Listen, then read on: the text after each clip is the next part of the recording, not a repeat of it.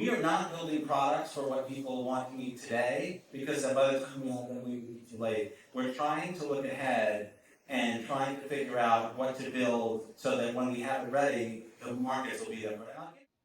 Hey, everybody. It's Eddie from Tokyo. This is your cryptocurrency update from Japan. And that was David Schwartz, the CTO of Ripple, sitting down with Emi Yoshikawa in Tokyo a couple of weeks ago at WebEx.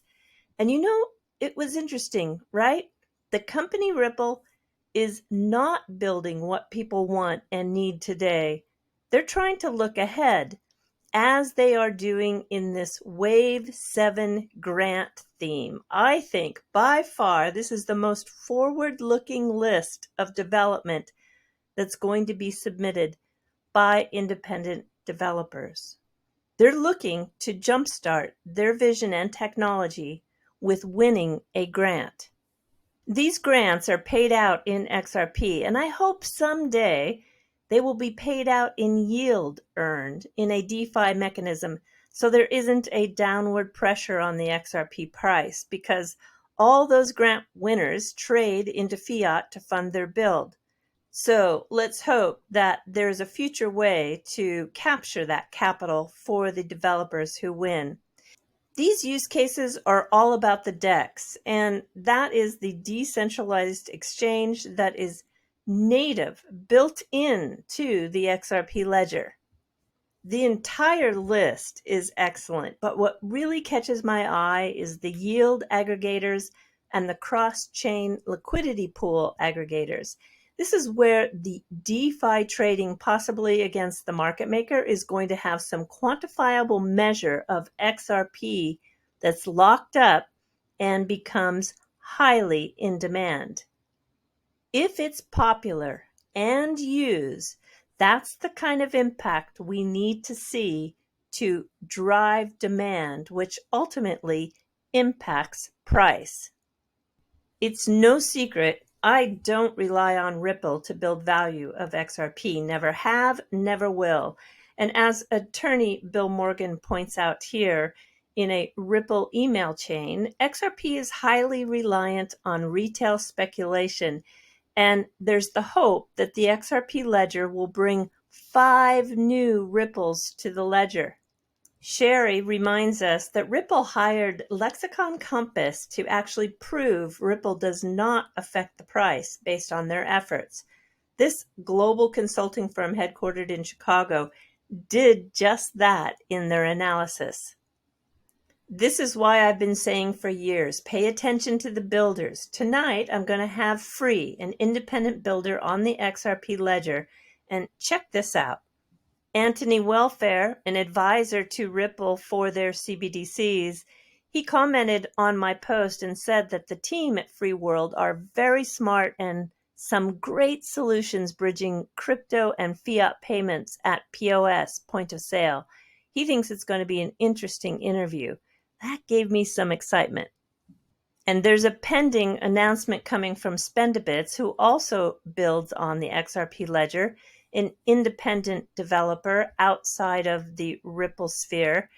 They are teaming up, it seems, with USDC. So Jeremy Allaire was given a heads up that there's something coming. Can't wait. And there's one thing you need to know about Ripple, that the business model is constantly changing. Ripple's Ross Edwards about a month ago explained how Ripple, in truth, doesn't compete with Swift because they focus on low capital transfer use cases. What he's saying there is this is low volume. This isn't big batch derivatives payments. They don't have the liquidity for that. They are working on that. If you listen to Mickey B. Fresh and his video that he released with Prisma, that is a technology that can aggregate and break up these larger payments. So will they get there in the future? Yeah, sure, probably will do it. But right now, the focus is low capital transfer use cases. Where's Ross from Ripple? Hey, come on down. So I'm Ross Edwards from Ripple. For those of you who don't know Ripple, we are a leader in the enterprise blockchain and crypto solution space. Some of you may remember back in the sort of 2016, 17 years, it was sort of like Ripple and Swift. In truth, we don't compete with Swift that much because we're more looking at lower value, higher velocity payment use cases that really aren't using Swift as an alternative anyway. The important message is to stay current because what was said in 2017 or 2018 is most likely not spot on today. And speaking about 2017 and 18, I want to move to a new subject. What you see here is a Japanese warning sign of fresh bear poop that was in Hokkaido. We needed a lot of these signs on the X platform yesterday. There were huge piles everywhere. The biggest pile was a Western Union XRP graphic posted by the exchange Uphold. They had a media article referencing reporting Western Union's CEO Hikmet Ersk confirmed active exploration of Ripple's blockchain technology. Well, that CEO hasn't worked at Western Union for years, and the article was picked up by an engagement farmer hoping to be monetized on an old story that was pulled from 2017-2018. Here's the truth. Western Union at that time gave a negative feedback about its trial with Ripple, said that they tried it and it didn't work. It was, in their view, something that wasn't viable. Now, why did some of the largest channels post this? It's become almost impossible for the new people in this space to know what's real and what isn't, especially when we have the OGs in this space reposting it. T-Boone, an independent artist working in titanium, has designed a limited edition dog tag for the Proper Party in New York City, which will take place at the end of this month. And for the people who had to step over piles of bear poop on the X platform yesterday, you can be sure I certainly do disagree with those who hang their hat on Ripple to build XRP value. On this channel, it will continue to focus on the builders. I don't see this other than a difference of opinion with some. Now I'll let David Schwartz take you out on a little bit more of that clip from the WebEx in Tokyo. We are not building products for what people want to eat today, because by the time we have them, we will be too late. We're trying to look ahead and trying to figure out what to build so that when we have it ready, the markets will be there. And I'll give you a concrete example of something that we got a little bit wrong. To give you an example of what happens when I don't do that as well as maybe I would. So one of the things that many, I'm sure, heard was NFTs. And when NFTs sort of came into the collective consciousness, we looked at the Ripple. And we had to make a decision to what extent would we commit to doing something with NFTs and how soon. And the tricky part is, if you wait until it's obvious that this isn't going to be a big deal, you're 6 months behind as someone else has already made hundreds of millions of dollars doing it. So we can't do that.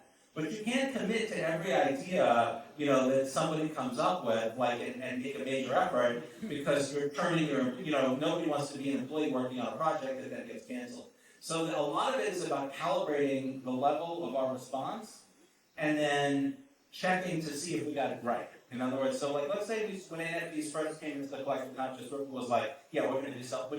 We're not sure that that's going to be a thing, but we can't wait until somebody proves that it is, somebody else proves that it is. We got to figure out what's in it for us, and so we start building something, and then you have to watch. You have to say, because if it turns out that it's a disaster, you can't just.